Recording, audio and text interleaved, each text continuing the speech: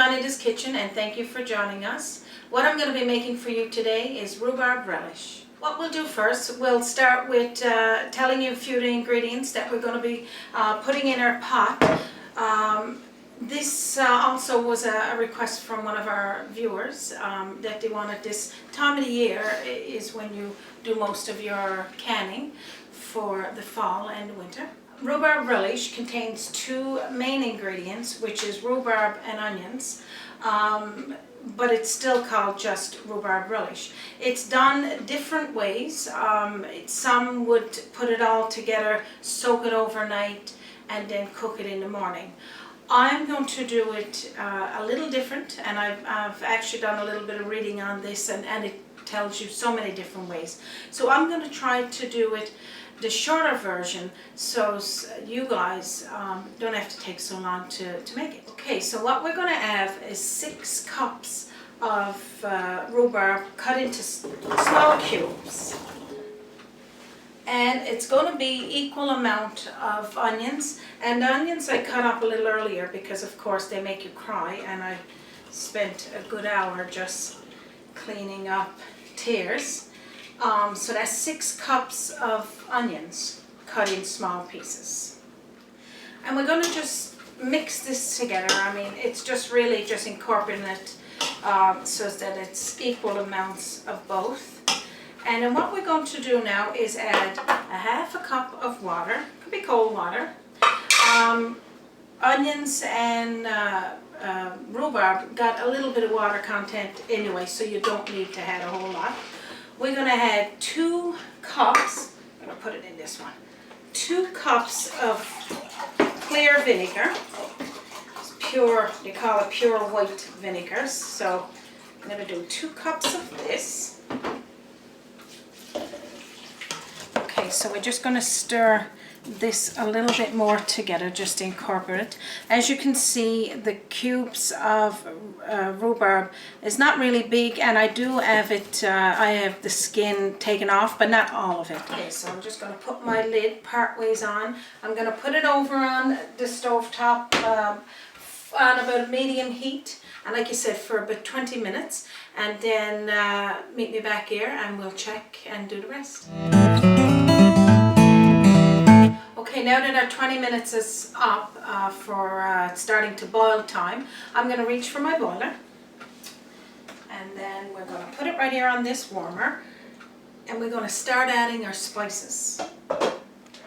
Okay, as you can see, it's starting to come along nicely, so I'm going to add 2 cups of brown sugar, and you don't need to level it off, you know, just scoop up 2 cups. And we're going to do 1½ teaspoonfuls of clove, half one here. And again, you don't have to be precise because a little bit of a kick in it, it doesn't matter. And we're going to have 1½ teaspoonful of allspice. I'm using the half one here now, so, and that's that. We're going to have the same for pepper. 1½ teaspoonful. Just go to half. 1½ teaspoonful of cinnamon.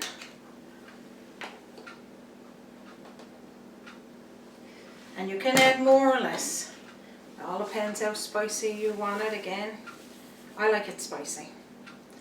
1½ teaspoonful of sea salt. So I'm going to bring you in closer now to my pot. I'm going to show you what it looks like while I'm stirring it. Okay, so this is what all your spices is going to look like in there. Now I'm going to just stir it around until it's all incorporated.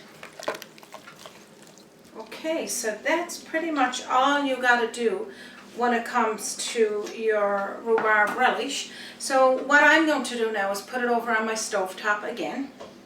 I'm going to put the lid on, just have it a little bit open because you want the steam to come out so that it can help condense your relish. Okay, so we're at the halfway point of our rhubarb relish, so I'm just going to stir it. So stir it occasionally while it's cooking, and you can see it's condensing nice. And then, like I said, remember just to have that little checking. Medium heat, having your boiler just opened a little. You can put the timer on, or you can just glance at your clock. So we'll see you back here in a half an hour, and we'll get ready for the next step.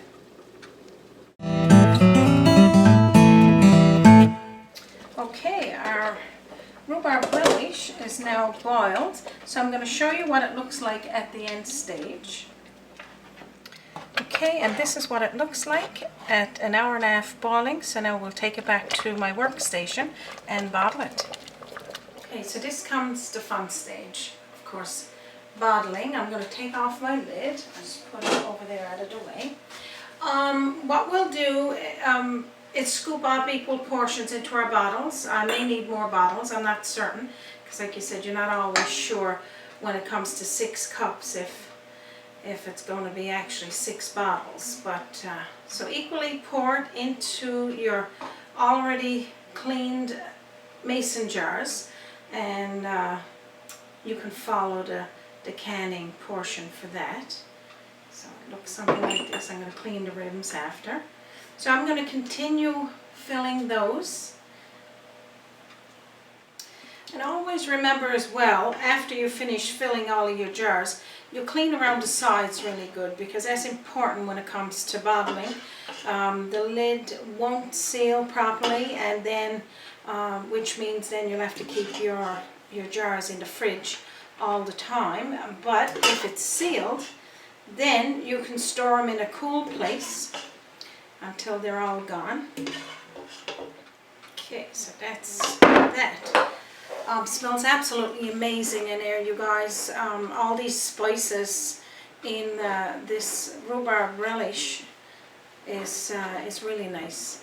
So again, this is a quick and easy version of making these pickles. Keeping in mind that doing it this way, you'll have to babysit it a little bit by stirring it occasionally. So again, remembering to clean around the rims, and then putting the lid on, and then sealing it. Seal it nice and tight, then give it a little swish around like this, so that it equally put the heat around the can. Leave it out at room temperature until it's totally cold, and then take the lid off again and check your seal. If your seal is down, it's bottled, it's canned, so you can just seal it back up and it's done.